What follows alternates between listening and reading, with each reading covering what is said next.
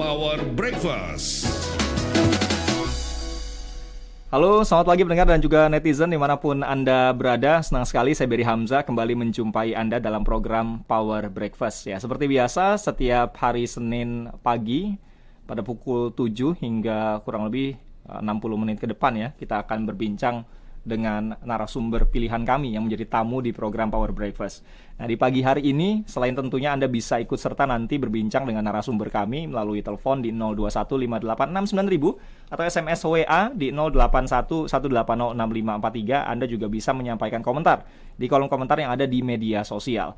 Karena kami juga live, tidak hanya di radio, tapi juga ada di YouTube, Twitter, dan juga di fanpage Facebooknya Elsinta News and Talk.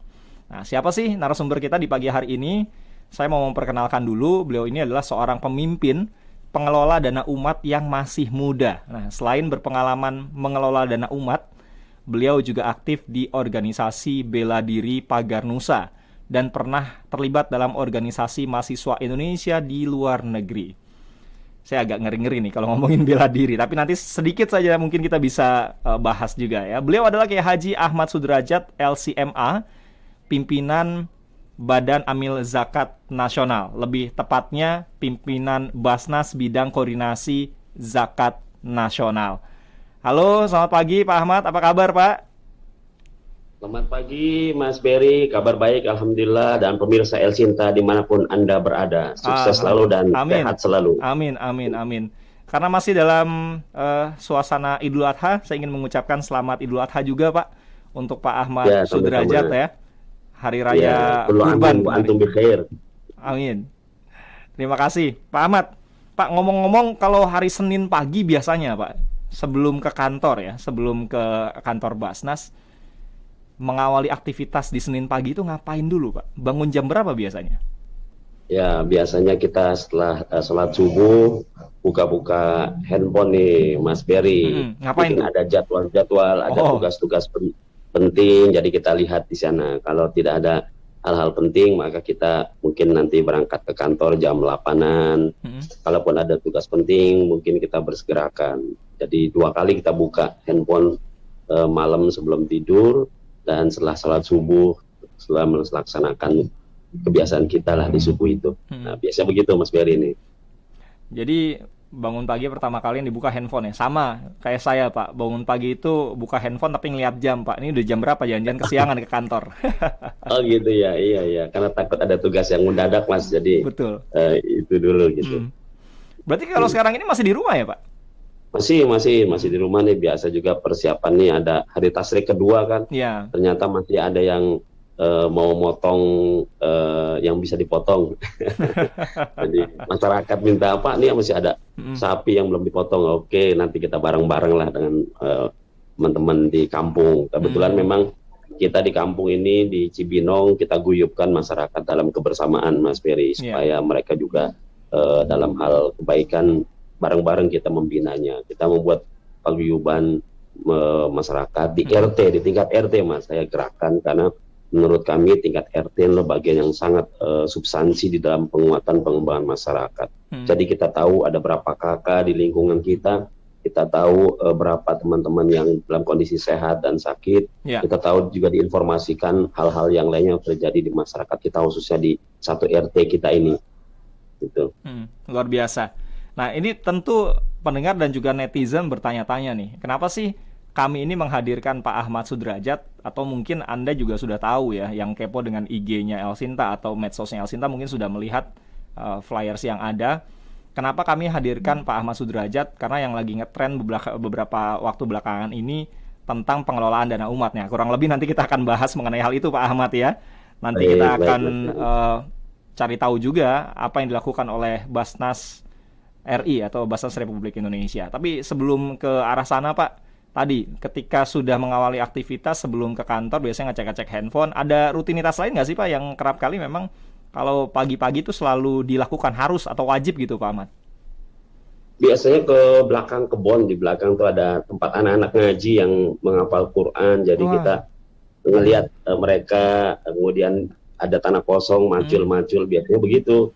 Apalagi setelah pandemi ini kan nggak boleh kemana-mana, jadi ya kita biasanya ngerapiin belakang, macul-macul, ngecek tanaman-tanaman, dan melihat apa yang perlu dirapihkan, juga melihat anak-anak yang biasanya juga persiapan mereka mau ke sekolah masing-masing, tapi mereka juga sambil ngapalin Quran. Jadi mereka sekolah di luar, tapi juga nyetoran Qurannya di tempat kita. Gitu. Oh, asik juga ya, pagi-pagi ada kebun di belakang rumah, terus bisa ngelihat anak-anak lagi hafalan Quran gitu ya. Ya, itu nikmat banget Mas, nikmat karena mereka masih kecil-kecil dan masih ceria-ceria, dan mereka kita lihat sebentar berantem dengan temennya, ntar damai lagi. Jadi kita belajar sama anak-anak kecil, belajar nih, anak-anak kecil lambat ya, ribut sedikit tapi langsung cepat damainya ya. Damai. Kok kita yang gede-gede kadang-kadang nggak selesai ya, gitu. Nah, Pak, ngomong-ngomong tentang kebiasaan di pagi hari, kalau ada orang-orang tertentu ya atau tokoh-tokoh tertentu ini biasanya suka olahraga juga Pak di pagi hari. Kalau Pak Ahmad bagaimana? Suka olahraga juga nggak? Biasanya saya kalau ini futsalan ya, tapi kan umurnya udah nggak mungkin futsalan ya, sama anak-anak kampung kita main futsal.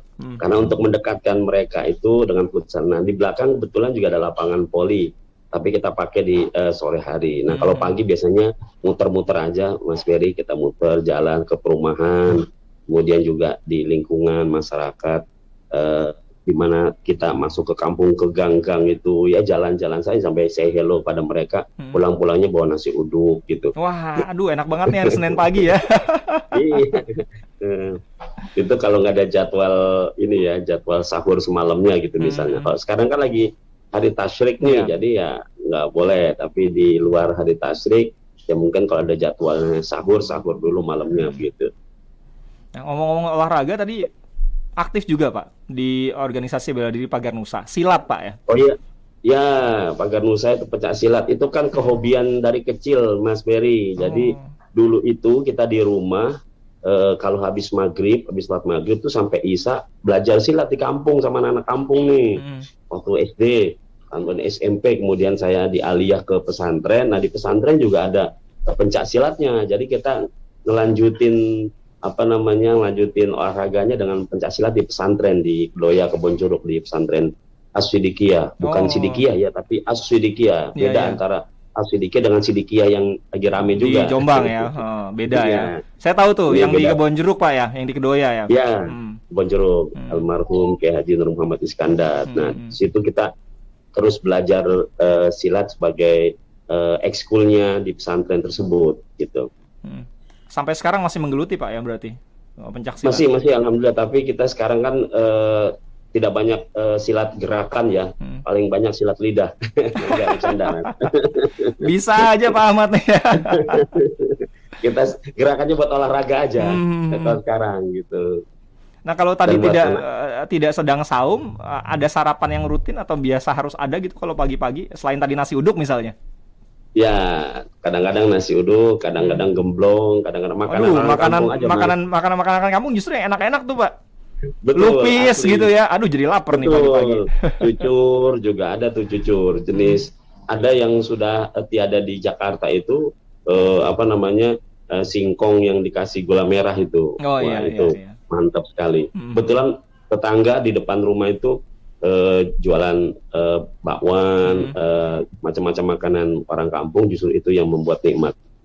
Wah, luar biasa. Enak memang ya kalau masih di perkampungan, gampang tuh jajanan-jajanan pasar tuh masih banyak tuh biasanya. Dan orang kampung ini Mas Berry, kita susupkan program penguatan ekonomi, kita kasih modal dikit-dikit, tidak berbalik, pokoknya kita bilang kasih modal supaya mereka ada potensi untuk produktif. Tidak balik, tapi kita tidak bilang mereka tidak dibalikin, tapi tetap kita kasih modal support, sehingga sambil jajan itu kita melihat perkembangan sebenarnya. Perkembangannya cukup lumayan. Nah ini kan hal, karena memang di rumah tangga terkecil di tingkat RT itu menurut saya adalah kekuatan yang harus kita jaga. Ya, pemberdayaan umat juga Pak ya. Betul. Nah ngomong-ngomong soal sarapan tadi, kalau orang lazimnya makan biasa nih Pak, makan makanan biasa kayak tadi ya, ada nasi uduk dan lain sebagainya. Tapi kalau sarapan informasi gimana? Pagi-pagi suka nyari-nyari informasi berita terkini nggak sih? Atau mendengarkan, baca, atau nonton gitu biasanya Pak?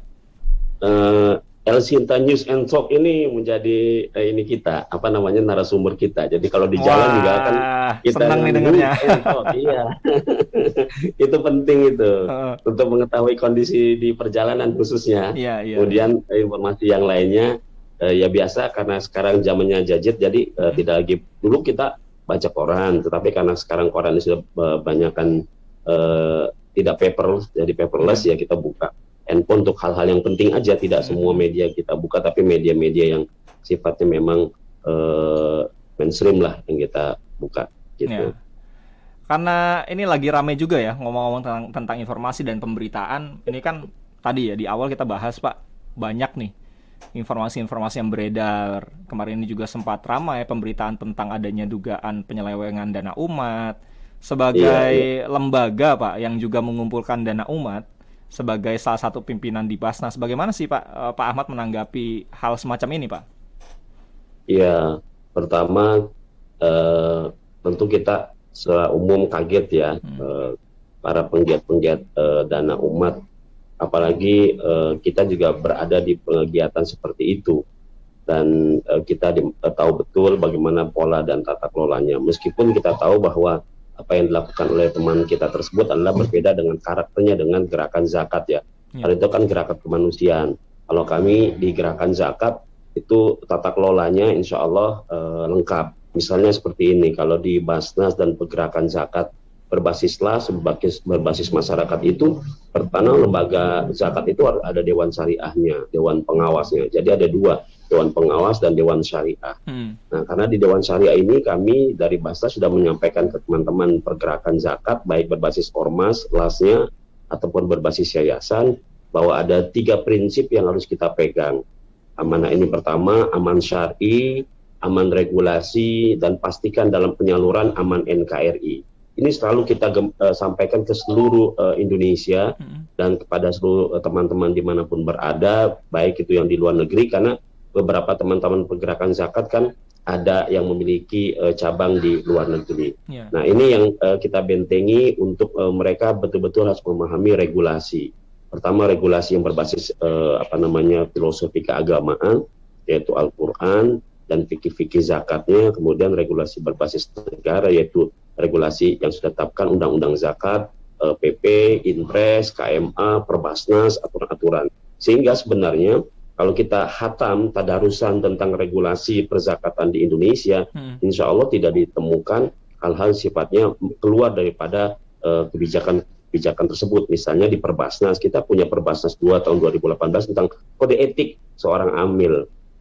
Jadi kode etik itu jangan sampai ketika memutuskan sesuatu itu one man show, jadi kolektif kolegial, karena menyangkut penyaluran misalnya. Ketika itu juga harus disampaikan pada Dewan Syariah, sebab dalam pandangan-pandangan perzakatan ini kan ada perbedaan karakteristik fikihnya, jadi harus didiskusikan Dewan Syariah. Jika Dewan Syariah tidak mengetahui, maka itu sudah dianggap tidak melanggar terhadap kode etik seorang amil, karena harus didiskusikan, tidak boleh sendirian. Dalam penyaluran pun seperti itu, jadi tidak boleh melakukan itu tanpa ada koordinasi, konsolidasi, dan komunikasi kepada pihak-pihak terkait. Nah ini terhadap teman-teman Basnas di seluruh Indonesia, las-las berbasis provinsi, kabupaten, kota, dan las-las berbasis masjid yaitu UPZ. Memang yang paling penting adalah kita bagaimana menguatkan literasi tersebut, Mas. Di masyarakat sendiri kan tidak tahu bahwa ada undang-undang zakat yang menggawangi terhadap pergerakan zakat untuk mengawal dana umat itu digunakan atau dimanfaatkan sesuai dengan tata kelola agama, kemudian negara, dan tata kelola manajemen yang baik. Saya kira itu yang perlu harus kita, saya sering mengatakan mari kita tadarusan terhadap regulasi pergerakan zakat. Sebab kalau kita tidak tadarusan, tidak hatam, maka saya yakin tidak akan ada tahsin di dalam perjalanan mengelola gerakan zakat. Kalau ada temuan-temuan itu karena mungkin satu titik dia tidak memahami tata kelola yang baik. Jadi semuanya insya Allah sudah lengkap. Misalnya ada Perbasnas tentang penyaluran.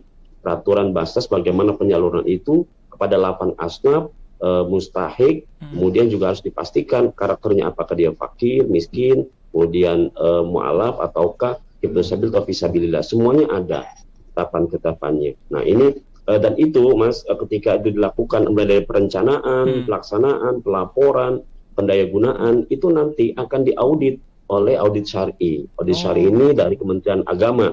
Kementerian Agama itulah yang akan mengawasi, membina bersama-sama dengan Basnas membina penguatan zakat. Nah, audit syar'i ini dilakukan oleh Irjen Inspektorat Jenderal Kementerian Agama yang sudah memiliki KMA tentang audit syar'i. Kemudian juga akan diaudit oleh KAP. Nah, jadi dari KAP ini sebenarnya kita bisa melihat bahwa mana lembaga-lembaga yang sudah diaudit oleh KAP, maka insya Allah itu sesuai dengan tata kelolanya. Karena kan karakteristik KAP sudah disahkan secara hukum, kemudian juga audit syari'i juga sudah ditetapkan oleh pemerintah. Dan kemudian ada tentunya audit yang dilakukan oleh lembaga, oleh Dewan Pengawas Syariah di tempatnya masing-masing. Nah, pengawas syariah ini harus direkomendasikan oleh Majelis Ulama Indonesia. Itu ada ujiannya, Mas. Jangan sampai orang dipasang namanya audit sebagai audit syar'i, tapi tidak memahami apa yang Prinsip-prinsip syar'i diauditnya. tadi ya. Betul, pengawas syariahnya juga tidak memahami. Itu terjadi kemarin kan, yang sempat ramai juga ada lembaga LAS yang disinyalir juga melakukan dalam tanda petik ketidakaman NKRI. Ternyata Dewan Syariahnya tidak paham terhadap apa yang dilakukan oleh manajemen, sehingga otomatis Dewan Syariahnya juga pengawas syariahnya diproses oleh pihak keamanan. Itu ini melalui forum ini juga kami mengajak kita untuk saling tadarus terhadap regulasi yang aman syar'i, aman regulasi, dan aman NKRI. Ya, sehingga tadi prinsip akuntabilitas dan transparansi di Basnas ini betul-betul terjaga, karena tadi ada beberapa jalur untuk melakukan audit syar'i tadi, begitu ya Pak Ahmad ya? Betul, betul. Pasal 2 Undang-Undang Zakat 23 2011 itu udah jelas asas daripada pengelolaan zakat itu pertama syariat Islamiyah, kemudian akuntabilitas, keadilan, dan musyawarah. Ada 7 asas yang ditetapkan undang-undang. Nah, ini kita beberapa kali juga mengajak teman-teman di daerah untuk memahami per item daripada ayat-ayat yang terdapat di dalam atau pasal-pasal terhadap undang-undang zakat. Karena ini kan aturan tata kelolanya ketika diperintahkan oleh Allah, khudz min amwalihim shadaqah, diperintahkan untuk mengambil, kan diperlukan tata kelola manajemen. Inilah tafsiran daripada khudz min amwalihim itu adalah adanya undang-undang, adanya impres dan perpres. Jadi negara kita ini sudah alhamdulillah menjadi penguat untuk melakukan pemberdayaan masyarakat. Meskipun ada yang bilang, ngapain negara hadir?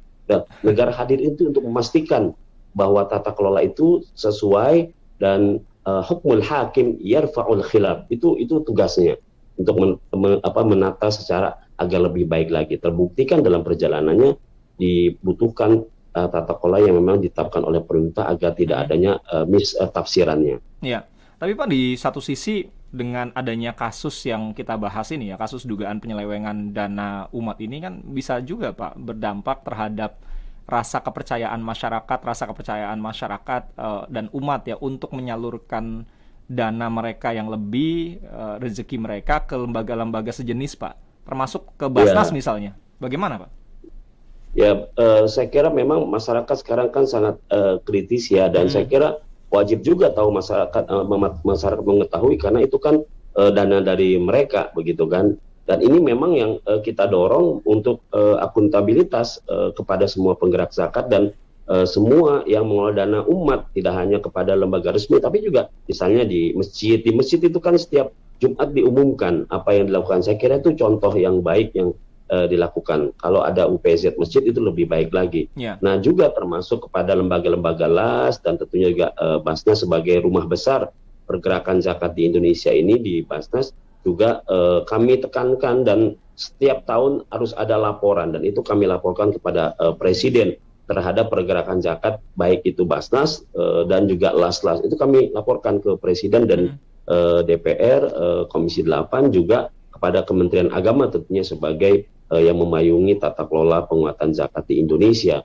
Nah, saya kira ketika masyarakat ada ada distrust kepada lembaga-lembaga, itu merupakan tantangan dan menjadi sebuah catatan buat penggerak zakat di seluruh Indonesia dan lembaga kemanusiaan untuk membuktikan bahwa kita harus on the track dan tidak ada kepentingan-kepentingan lainnya. Nah, ini yang memang PR besar kita, Mas. Dan saya kira wajar ya kalau masyarakat itu mempertanyakan. Kami memang harus sampai pesannya juga kepada masyarakat. Contohnya, jika teman-teman berzakat ke Basnas itu, hari itu memasukkan dananya, maka hari itu pula kami menyampaikan ucapan terima kasih pesannya dan apa yang dilakukan. Misalnya ada yang berzakat mukoyat, Pak kami ingin berzakat di kampung kami, di kampung ini pembangunan masjid, kemudian Basnas yang mereka melakukan Basnas, maka begitu dari A sampai Z-nya masyarakat tersebut yang memberikan zakat mukoyatnya, kita sampaikan informasinya dan kalau perlu langsung melihat di lapangan apa yang sudah dilakukan oleh teman-teman di Basnas. Kami mendorong ketika dalam sosialisasi pendistribusian zakat itu selalu melibatkan para wartawan, media, masyarakat, tokoh untuk diketahui oleh khalayak ramai. Karena itu kita dorong juga untuk menggunakan semua saluran-saluran media untuk ini menjadi bahan informasi dan harus terbuka memang dan bisa dicek langsung misalnya ke kantor Basnas mempertanyakan atau melihat di websitenya Basnas, PID kita itu sudah sangat terbuka sekali begitu Mas. Termasuk kita punya data mustahik by name by phone dimanapun mustahik itu bisa di tracking dan dilihat oleh masyarakat. Nah mungkin yang paling penting kadang-kadang masyarakat kan ada yang melek IT, ada yang tidak. Yang melek IT aman, tapi yang tidak melek IT ini kan dapat berita di mana-mana dengar langsung beritanya langsung dibungkus padahal tidak diayak lagi. Wah ini yang sebenarnya kasihan dan banyak loh Mas Berry, teman-teman pergerakan zakat itu mereka yang lahir daripada kepedulian kepada masyarakat kemudian melakukan pendayagunaan dan pelayanan dan mereka mengeluarkan dana sendiri untuk menuju ke tempat-tempat itu. Kita jangan lihat di Jakarta tapi kita lihat di daerah-daerah terpencil, 3T, bayangkan mudah-mudahan nanti Mas Ferry dan teman-teman wartawan Elsinta bisa juga bersama-sama dengan teman-teman kita di lapangan masuk ke kawasan 6 jam lewat darat, kemudian naik laut lagi, kemudian masuk ke darat lagi, kemudian lewat sungai lagi, kemudian naik naik ke atas gunung 4 jam jalan kaki, tidak bisa masuk kendaraan motor. Itu ada di Gorontalo yang di daerah itu. Yang salah satu hal yang kami kejar ke sana itu, kami lihat di sana, Pak naik ke atas tuh 4 jam kita jalan kaki Pak. Kalau berangkat siang kita pulangnya malam. Terus kami sampai di bawah saja karena untuk ke sana lewati hutan-hutan dan di sana banyak masyarakat kita yang mualaf, kemudian mereka untuk turun belanja saja sangat jauh sekali. Nah ini banyak sekali di kawasan ekstrim miskin, ada di stunting di beberapa provinsi. Itu hal yang menjadi perhatian kita begitu. Maka kami selalu minta kepada teman-teman di daerah, mari kita laksanakan ini meskipun kita lelah, insya Allah menjadi lelahnya kita itu. Amin. Ya. Yang paling penting tadi ya untuk menghilangkan atau memangkas distrust yang muncul karena adanya kasus dugaan penyelewengan dana umat ini. Bagaimana lembaga-lembaga LAS atau pengumpul dana umat ini mau terbuka ya, dana yang dihimpun itu disalurkan kemana saja, akuntabilitas dan aksesibilitas bagi mereka-mereka yang menyalurkan untuk mendapatkan informasi itu perlu diutamakan sehingga distrust itu akan hilang nantinya. Begitu kurang lebih Pak Ahmad ya. Betul, kita ini zakat sendiri ada akuntan khususnya PSAK 109. Nah itu para akuntan publik itu ngerti sekali, jadi tidak sama dengan PSAK yang lainnya. Ini PSAK 109. Nah, memang sangat rigid sekali, termasuk persentase beberapa kegiatan di daerah mana itu juga menjadi perhatian daripada teman-teman di KAP, Irjen dan juga Dewan Syariah yang ada di lembaganya masing-masing.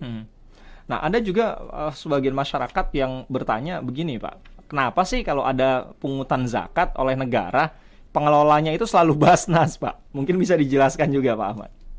Iya, karena Basnas ini kan amil negara atau badan yang memang disahkan oleh undang-undang, begitu.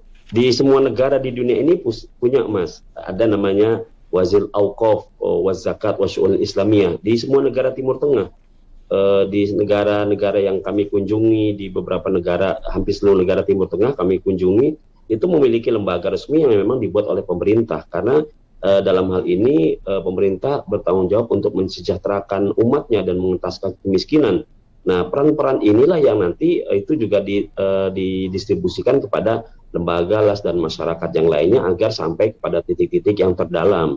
Nah, kehadiran negara ini adalah dalam rangka juga untuk menata kelola secara baik, kemudian ada memanage dalam hal bentuk mulai dari perencanaan, pelaksanaan, pendayagunaan, kemudian pelaporan. Jadi kalau di Undang-Undang Zakat itu dimaksud dengan tata kelola mulai dari perencanaan. Jadi perencanaan itu udah ada RKAT-nya, Mas. Jadi ketika di penyaluran ada yang tidak sesuai, ini akan ditanyai, loh kenapa tidak ada di RKAT-nya tapi dimasukkan pelaksanaannya. Kalau mau ada pun dimasukkan, itu harus ada perubahan di RKAT-nya di tengah-tengah bulan atau tengah-tengah tahun. Nah, inilah kehadiran Basnas dan juga tata kelola yang ditetapkan oleh pemerintah, karena dalam rangka untuk saling menguatkan dan memastikan itu lebih baik lagi gitu.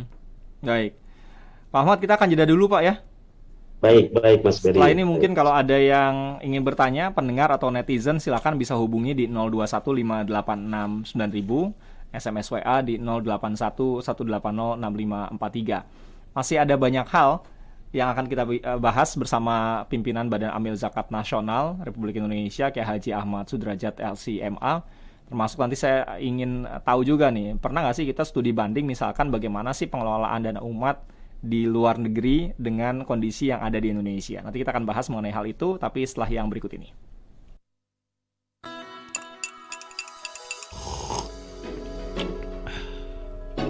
Power Breakfast.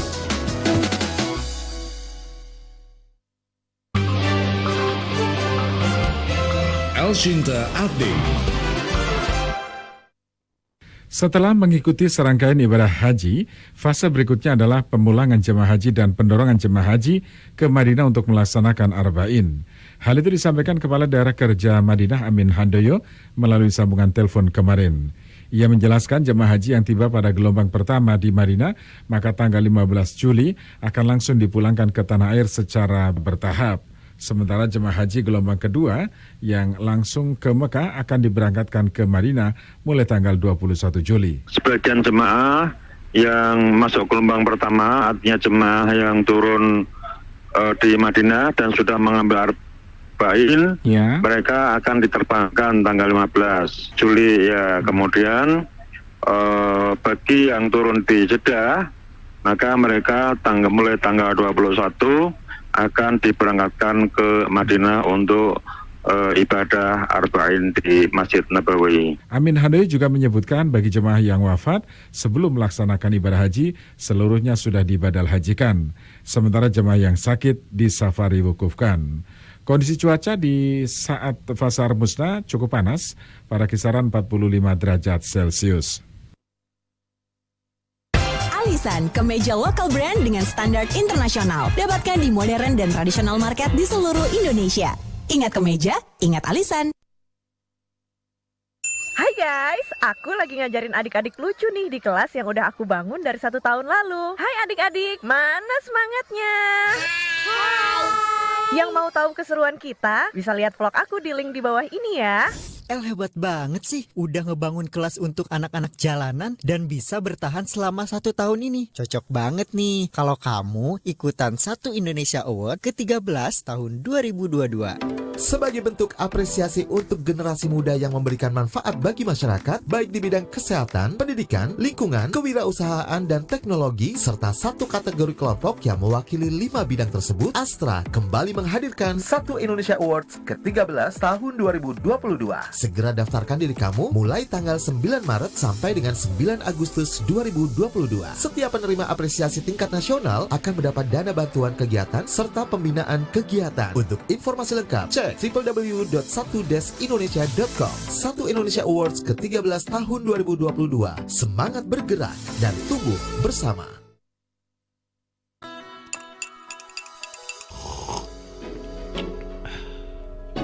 Power Breakfast. Selamat pagi dan juga selamat bergabung bagi Anda pendengar atau netizen yang baru saja mendengarkan kami ya di El Shinta dalam program Power Breakfast di pagi hari ini. Nah, di pagi ini saya bersama dengan salah seorang pimpinan Basnas. Beliau adalah pimpinan Basnas bidang koordinasi Zakat Nasional Republik Indonesia, Kiai Haji Ahmad Sudrajat LCMA. Kita intinya tadi sedang membahas tentang kasus-kasus ataupun dugaan penyelewengan dana umat Dan bagaimana sih yang berjalan pengumpulan dana umat melalui zakat di Basnas Republik Indonesia? Tadi di awal sudah dijelaskan oleh Pak Ahmad detail sekali, termasuk landasan hukumnya, bagaimana pengawasan yang dilakukan, termasuk audit yang dilakukan juga. Semuanya demi terang benderangnya dana umat yang dikumpulkan di Basnas. Kita perlu belajar dari kasus yang ada, dan ternyata Basnas ini sangat-sangat transparan ya. Bahkan pada mereka yang menyumbang pun itu diberikan penjelasan, dan sampai dananya disalurkan ada data-datanya sehingga bisa dilihat dan transparan sekali. Nah, Pak Ahmad, sebelumnya tadi kita akan bahas tentang bagaimana sih sebetulnya studi banding ke luar negeri tentang pengelolaan dana umat ini ya. Tapi sebelum ke arah sana, saya mau menyapa dulu nih, ada satu penelpon, Pak Yuda di Jakarta. Halo Pak Yuda. Selamat pagi. Selamat pagi Pak Yuda, silakan Pak. Ya, terima kasih. Senang sekali hari ini dapat pencerahan lagi di teman-teman di Basnas ya. Dengan syariah. Saya ingin menanyakan, karena badan di Indonesia banyak ya, ada badan ini, badan anu gitu ya. Nah, kalau Basnas itu saya ingin menanyakan sebagai regulator atau sebagai eksekutor? Itu pertanyaan pertama. Karena jangan sampai kita bermain pada playing ground yang sama, tapi perannya berubah, ambigu. Dia regulator, tapi dia juga eksekutor. Kan kesian. Kan di kita banyak DD, banyak FZ, ya macam-macam ya, nama-nama baru, pemain-pemain baru yang lebih eksis, dan bahkan punya prestasi yang jauh lebih bagus dari Basnas. Jadi maksud saya ingin menanyakan hal itu supaya jangan sampai pemerintah tuh menjadi pemain pengatur, tapi juga pemain, kan itu tidak fair bagi pelaku yang lain. Mungkin itu dulu, Pak. Terima kasih. Oke, terima kasih Pak Yuda di Jakarta. Pak Ahmad bisa langsung dijawab, Pak. Baik, terima kasih Mas Ferry dan Mas Yuda, bahwa kami ini kan pelaksana daripada melaksanakan undang-undang ya, Undang-Undang Zakat 2003-2011.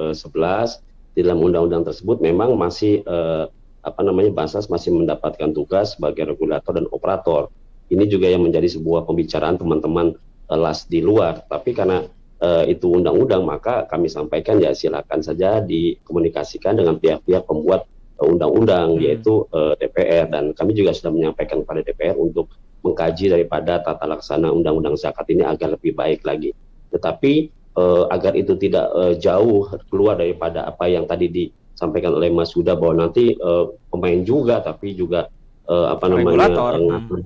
regulator juga, yaitu kita batasi dengan kode Perbasnas, kode etik Perbasnas. Jadi pada teman-teman di daerah yang Basnas kita sampaikan perlu menjaga kode etik, karena memang kita sulit untuk tidak melakukan itu karena undang-undangnya seperti itu. Nah, kami kita gawangi dengan kode etik itu agar tidak adanya beberapa kepentingan di dalam pergerakan itu. Di samping itu pun di dalam tata kelola perzakatannya, ketika nanti dalam pendistribusiannya, kami selalu berkolaborasi, bersinergi dengan lembaga-lembaga zakat yang berbasis masyarakat dan juga yayasan atau juga LAS yang berbasis ormas yang itu clear komunitasnya gitu loh. Jadi seperti misalnya ada Muhammadiyah punya Lazismu, NU punya Lazisnu, kemudian Persis punya PZ, dan ada juga BMH Baitullah Hidayatullah, itu yang berbasis ormas yang komunitasnya clear, mustahiknya clear, muzakinya clear. Itu juga lebih dahsyat lagi. Nah, saya kira ini kita saling melengkapi, saling menguatkan, saling bersinergi, berkolaborasi, sebab zamannya sekarang itu bukan lagi zamannya berlomba-lomba, tapi saling sinergi, bukan tasabuk lagi, tapi dalam ta'awun, kemudian ta'amul, itu yang perlu kita kedepankan kepada kita penggiat zakat dan juga kepada masyarakat. Nah, mudah-mudahan ke depan dalam hal regulasi ini menjadi sempurna lagi dengan masukan-masukan, analisa-analisa daripada teman-teman penggerak zakat. Karena kan memang undang-undang zakat ini juga baru beberapa tahun di dalam implementasinya, dan secara tata kelola ini juga menjadi sebuah keharusan kita untuk menyempurnakannya. Saya kira sudah banyak masukan yang kita terima, dan teman-teman LAS kita sering diskusi bareng juga, Mas Ferry, dengan teman-teman pergerakan zakat berbasis yayasan, berbasis masyarakat, dan berbasis ormas. Kita sering diskusi untuk itu, dan kita dorong untuk menyempurnakan di dalam hal pelaksanaan implementasi zakat. Saya kira ini hal yang wajar sekali. Ya, selain Pak Yuda di Jakarta via telepon, ada yang juga bertanya via WA ini, Pak. Zakat ini dipergunakan untuk apa saja sih ya? Ada Pak Zakir, tapi lebih spesifiknya Saya ingin juga mendengar penjelasan dari Pak Ahmad. Betul nggak sih dana zakat dipergunakan juga untuk pembangunan jalan atau infrastruktur? Tentang dana zakat yang dipakai untuk membangun jalan. Nah, zakat ini juga dipergunakan untuk pembiayaan apa saja? Silakan, Pak. Ya, baik, terima kasih. Tadi di awal kami sampaikan bahwa innamas shadaqatu lil fuqara wal masakin ila akhir ayat. Jadi dalam hal pendistribusian itu strict sekali, Mas Berry. Ini ada ketetapannya. Dan ketika ketetapan itu akan dilaksanakan, misalnya fakir miskin itu kan di-assessment dulu, ini benar fakir atau miskin atau tidak atau bagaimana. Itu ada ketentuannya. Nah, kalau hal-hal yang sifatnya buat infrastruktur jelas tidak diperkenankan. Tetapi yang mesti diingat oleh masyarakat bahwa Basnas ini tidak hanya mengelola zakat saja, tapi infak, sodako, kemudian dana sosial keagamaan lainnya. Nah, ini yang mungkin dana sosial keagamaan lain, misalnya ada CSR, ingin dibangunkan masjid. Nah, maka ini diperkenankan kan di SKL. Tapi kalau zakat buat masjid, ini yang diskusi panjang begitu. Sisi mana? Tapi kalau dari infak, sodako dan SKL yang lainnya, dan apalagi itu untuk sifatnya muqayyad, maka itu bisa dilakukan. Yang kita lakukan. Tapi infrastruktur misalnya ada pembangunan jembatan ya, atau pembangunan sekolah. Ada lembaga atau usahawan yang pengen melakukan sumbangan tetapi dibangunkan sekolah atau jembatan di kampungnya, di pegunungan. Kita cek kok ini dana sosial keagamaan lainnya, maka diperkenankan begitu. Tapi kalau dari zakat, kita diskusinya panjang Pak dengan tim di lapangan itu, karena kita lihat sisi mana, regulasi syariahnya mana. Kalau misalnya tidak ketemu ya kami tidak nyatakan ini tidak bisa. Banyak permohonan-permohonan ke Basnas, tapi kita lihat permohonannya dalam bentuk apa, misalnya untuk pengobatan. Nah, ini kan harus kita cek, kita assessment. Pasti kalau misalnya orang fakir miskin, dia menjadi mustahik, berhak mendapatkan itu. Tapi kalau untuk program yang lainnya, ini kita agak rapatnya itu diskusinya agak panjang sekali. Jangan sampai kita keluar daripada kesepakatan yang sudah ditetapkan di dalam syariat dan regulasi yang ada di negara kita. Nah, kalau soal regulasi atau pengelolaan dana umat ini di Indonesia dengan di luar negeri, apakah sama, Pak? Bagaimana perbandingannya? Pernah nggak sih studi banding ke luar negeri? Untuk Basnas, kan kami ini baru ya, Mas Berry ya, baru setahun ya, belum mengadakan studi banding ke luar negeri. Tetapi ketika kami sebelum di Basnas, kebetulan tugas di luar negeri juga, dan juga muter-muter ke luar negeri untuk mencari bahan-bahan bacaan gitu, misalnya tinggal di sana membantu tugas-tugas lain. Itu pernah, misalnya ketika kami di sebuah negara Arab di Qatar, itu ada Wazir Auqaf wa Syu'unid Diniyah, di bawah itu ada namanya Hay'at Zakat Al-Wataniyah, yaitu kalau kita sebutnya Basnas di kita, tapi kalau mereka nyebutnya Hay'at Al-Wataniyah li Zakat, di misalnya ada Qatar Foundation, ada yang lainnya. Hampir semua anak-anak raja itu punya muassasah diniyah istimaiyah. Mereka punya lembaga-lembaga charity. Nah, di situ disatukan di dalam rumah besar mereka yang disebut dengan Hayatuz Zakat Al-Wataniyah, sama dengan di Basnas. Dan karena mereka sudah duluan dalam perspektif pergerakannya, maka mereka tentu lebih bagus, dan kita belajar dari mereka. Misalnya di Mesir itu ada Al-Azhar Syarif. Semua biaya pendidikan anak-anak asing di Mesir itu gratis. Itu dapat dari mana? Dari Hay'at Zakat wal Auqaf fil Azhar Syarif, dari lembaga zakat dan wakafnya Al-Azhar. Dan tanahnya sangat luas sekali, maka pemerintah juga berkolaborasi dengan Al-Azhar ini dalam penguatan masyarakatnya, dan tentunya juga membantu APBN di negara tersebut di dalam bidang pendidikan dan kesehatan. Ini kan menarik gitu, karena juga kan pasti ujung-ujungnya buat kesejahteraan masyarakat. Di Kuwait lebih dahsyat lagi, ada Baituz Zakat Kuwait. Ini memberikan banyak program, diantaranya beasiswa. Saya pernah mendapatkan beasiswa dari Baituz Zakat Kuwait ini selama 1 tahun, dan besar sekali. Dan setiap semester kita dimintakan laporannya, dan kita lihat program-program cukup menarik kali. Kalau di Qatar itu sampai ada membangun perumahan buat para kaum janda, Mas Berry. Sampai seperti itu. Luar biasa ya pemanfaatannya kalau di luar negeri ya. Iya, karena mereka mengambilnya dari wakafnya ya. Karena badan zakat dan wakaf itu disatukan di beberapa negara, ada juga yang dipisahkan. Kalau yang zakatnya tentunya buat kehidupan konsumtifnya, kemudian buat pendaya gunanya juga bisa diambilkan dari gerakan zakat yang ya dengan Qardul Hasan, dengan program Qardul Hasan itu diperkenankan sekali. Saudi Arabia, Emirat, Dubai itu negara-negara yang menjadi sumbangsi sangat besar dari pergerakan zakat dan wakaf. Kalau di beberapa negara Arab tuh sampai kalau teman-teman ke Mekah, ke Madinah atau di Mekah itu ada Grand Zamzam, itu tertulis wakaf Malikul Abdullah, wakaf daripada Raja Abdullah. Dan kita lihat lagi di sana di bawahnya itu ada gerakan juga bersumber daripada zakat. Nah, jamaah-jamaah haji, jamaah-jamaah umroh yang sekarang ada itu juga mendapatkan misalnya minuman, makanan tambahan itu daripada penggerak daripada zakat dan wakaf di negara tersebut. Dan ini kalau diadopsi atau diduplikasi di Indonesia ini luar biasa ya.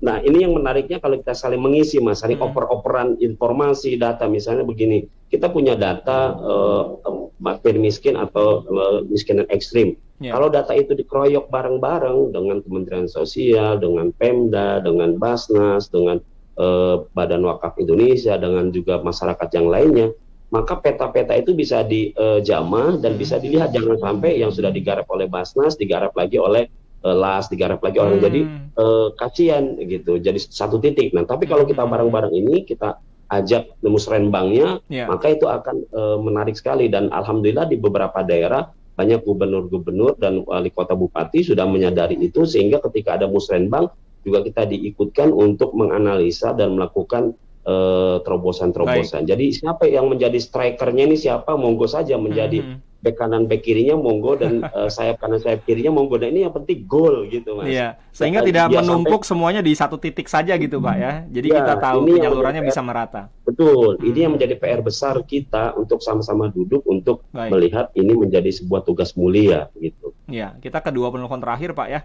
Ada Pak Basuki di Bogor. Halo Pak Basuki. Halo, dari Pak Kiai. Ya, agak kecil nih suaranya Pak Basuki, tapi tidak mengapa, boleh dicoba Pak disampaikan apa yang ingin disampaikan oleh Pak Basuki. Kalau bisa lebih singkat supaya saya bisa menangkap suaranya Pak Basuki. Silakan.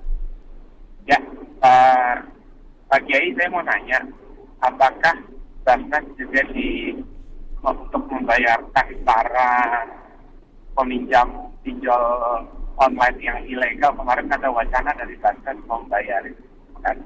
Iya. Oke, itu saja Pak Basuki. Kemudian Pak Bagus di Jakarta Barat. Halo Pak Bagus. Selamat pagi, Cinta. Selamat pagi. Selamat pagi. Silakan. Pak, saya ingin mengkritisi, mohon izin, mohon maaf. Badan-badan ini kan banyak di BKO-kan kepada sebuah kementerian ya, BLU, misalnya Badan Layanan Umum, Badan Pengelola Dana Bergulir ya. Saya mohon izin karena ini girohnya adalah fund managing ya. DNA-nya badan-badan ini adalah fund managing.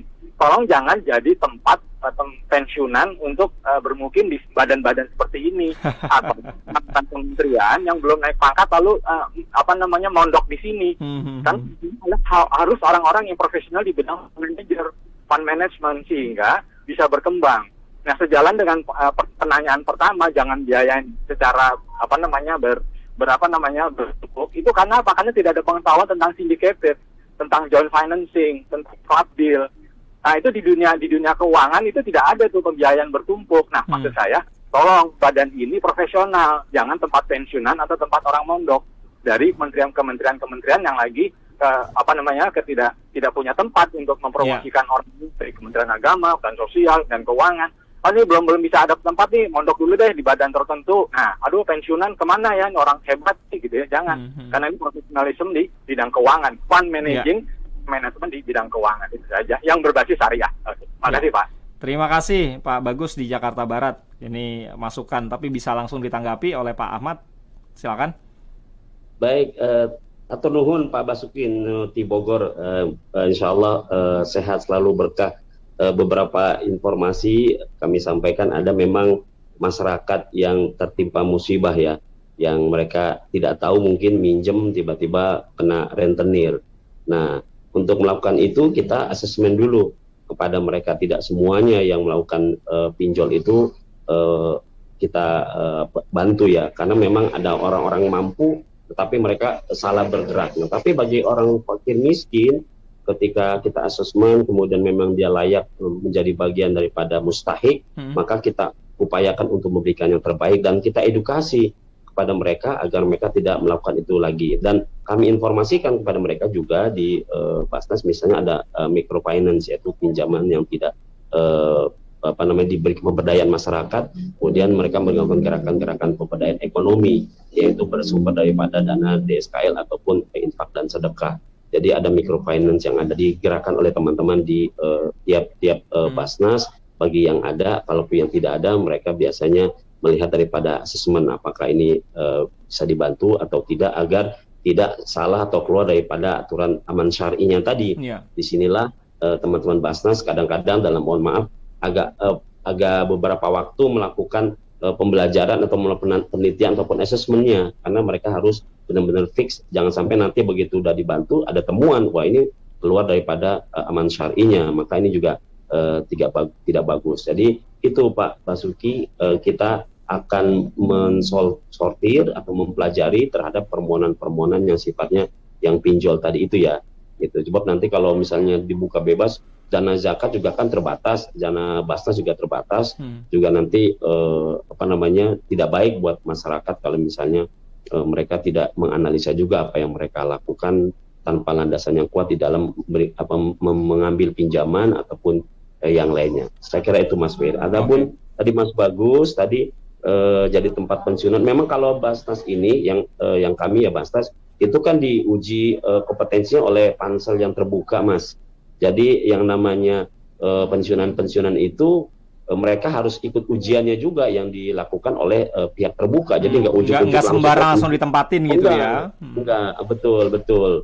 Misalnya Kementerian Agama, orang Kementerian Agama langsung duduk di situ menjadi nggak bisa itu, karena mereka juga harus ujian yang lainnya, kecuali yang administrasi kan juga ada sekretaris Basnas yang itu ada beberapa teman-teman dari PNS yang misalnya PNS yang ahli dalam bidang pengadaan, itu kan harus ada sertifikasi tersendiri, atau bidang keuangan juga ada menguasai brevetnya.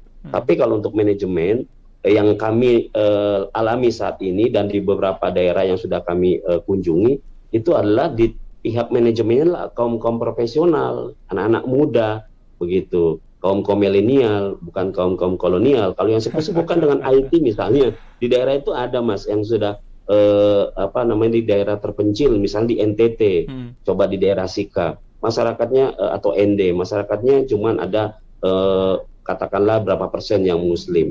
Dan untuk melakukan pergerakan zakat ini kan perlu anak-anak muda dan kombinasi dengan kaum sepuh agar mereka juga ada penguatan. Jadi yang lebih kami utamakan memang profesionalisme. Karena itu kami melakukan 4 hal di Basnas ini, Mas Berry dan Bapak Ibu sekalian. Pertama, penguatan manajemen.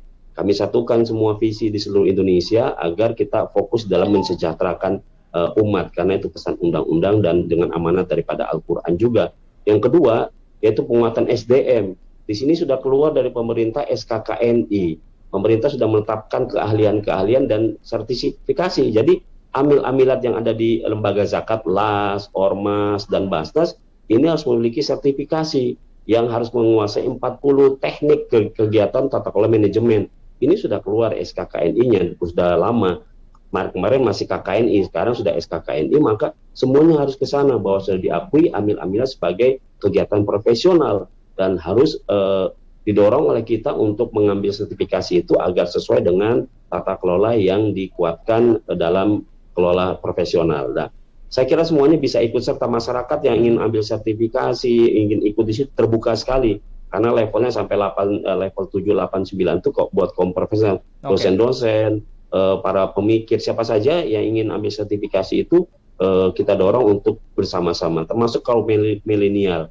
Gitu. Jadi bisa mengabdi di lembaga berbasis pergerakan zakat. Nah, kedepannya apa Pak yang akan dilakukan oleh Basnas untuk semakin kuat? Ya, tadi saya lupa ya, baru 2 ya. Pertama, manajemen, kita satukan gerakan-gerakannya hari ini.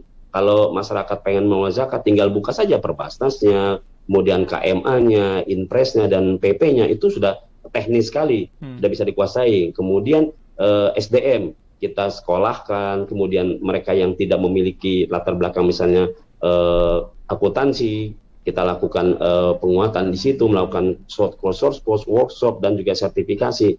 Kemudian adalah membuat infrastruktur, bahwa Basnas ini adalah lembaga pemerintahan non-struktural. Dalam undang-undang seperti itu, sama seperti lembaga pemerintahan non-struktural yang lainnya. Maka performanya, kantornya harus ya rapi, jangan sampai ada kaum mustahik datang ke kantor Basnas Basnasnya nggak rapi, kan jadi nggak enjoy. Atau muzaki datang kantor lembaga las atau Basnas kantornya kumuh, kan misalnya mohon maaf ada Basnas yang kantor di bawah tangga Masjid Agung. Nah ini kan kami sampaikan kepada pemerintah daerah bahwa mohon untuk performanya fasilitasi ya. Betul, difasilitasi. Kemudian yang terakhir adalah penguatan IT, Mas. Jaringan IT, crowdfunding berbasis IT, tata kelola berbasis IT, penyaluran berbasis IT. Di beberapa lembaga ini sudah ada ketika hari ini melakukan pendistribusian, teknologi sudah bisa memantau berapa persen perkembangan dari apa yang sudah dilakukan. Misalnya Z-Mart, kita membangun Z-Mart, warung-warung di desa-desa, di kampung-kampung yang kecil itu, kita desain, kita make over, kemudian kita kasih modal dan ada pendampingan oleh anak-anak muda ini untuk memastikan bagaimana perkembangan daripada Z-Mart ini, agar mereka tumbuh dari mustahik menjadi muzaki, atau paling tidak dari mustahik menjadi munfik, orang yang mampu bersedekah, kalau belum mampu menjadi orang yang berzakat. Ada lagi Z-Chicken, yaitu gerobak-gerobak untuk namanya ya KFC kecilan gitu ya, Z-Chicken. Nah ini juga kita bangun dari ayamnya daripada teman-teman mustahik, misalnya kayak sekarang Idul Kurban ini, kita ambil kambing-kambingnya daripada masyarakat yang mustahik, yang kita kasih fasilitasi pendidikan tentang bagaimana tata kelola perkambingan dan persapian. Kemudian nanti pas di Idul Adha-nya kita beli dari masyarakat tersebut yang memang sudah kita dampingi. Jadi balik lagi buat masyarakat yang kami berikan bantuan, tentunya dengan skema-skema yang sudah ditetapkan oleh teman-teman bagian penyaluran dan pendayagunaan. Sehingga ini tadi roda ekonominya berputar terus ya. Betul. Kita banyak teman-teman dari kampus-kampus yang kita MOU dengan ratusan kampus yang kita minta juga menjadi pendamping di lapangan. Sehingga perhatian manajemen profesionalnya kita berharap menjadi penguatan kita yang kita dapati daripada tenaga-tenagawan yang terdidik di kampus-kampus dan juga di beberapa lembaga yang lainnya. Baik, Pak Ahmad, ini sungguh luar biasa. Mudah-mudahan dari sini masyarakat semakin bisa membedakan ya, mana sih sebetulnya pengelola dana umat yang auditable dan akuntabel dengan yang tidak, sehingga ketika mereka mau berderma, menyalurkan zakat atau mau menyumbang ke sesuatu ya yang membutuhkan, mereka bisa menyalurkannya ke lembaga-lembaga yang memang transparan dan akuntabel, sehingga kedepannya tidak ada lagi dugaan-dugaan ataupun kasus dugaan penyelewengan dana umat. Pak Ahmad, terima kasih Pak untuk waktunya di pagi hari ini. Selamat pagi Pak, sehat selalu Pak Ahmad. Assalamualaikum warahmatullahi wabarakatuh. Mudah-mudahan nanti Mas Berry dan Elsinta juga bersedekah ilmu pengetahuan bagaimana menjadi seorang media, menjadi orang penggerak media di lapangan. Kami tunggu nanti kita undang untuk memberikan sodako ilmunya Mas Berry dan teman-teman Elsinta. Mudah-mudahan ada waktu nantinya ya, insya Allah. Terima kasih Pak. Terima kasih Mas Berry. Salam dan pemirsa dimanapun berada, tetap News and Talk bersama Elsinta. Demikian tadi pendengar Power Breakfast bersama pimpinan Badan Amil Zakat Nasional, pimpinan Basnas Bidang Koordinasi Zakat Nasional Republik Indonesia, Haji Ahmad Sudrajat LCMA.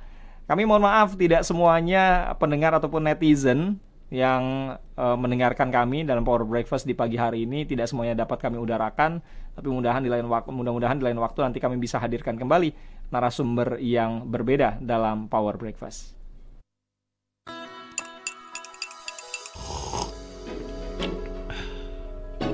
Power Breakfast.